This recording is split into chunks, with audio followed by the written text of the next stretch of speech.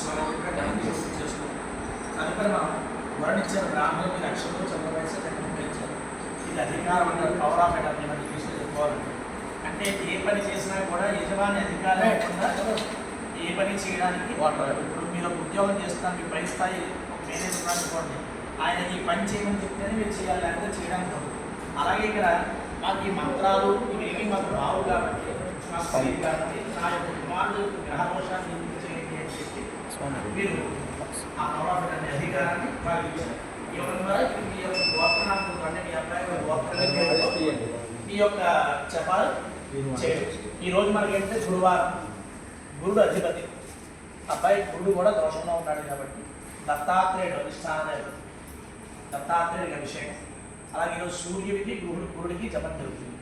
అంటే ఇవి 5గురు జపాన్ని చేస్తారు, వాళ్ళు 2 కూడా చండీపారాయణ చేస్తారు, ఆయన అభిషేకం చేస్తారు. మీకు ఏ సెక్షన్ సెక్షన్ వేరు వేరుగా.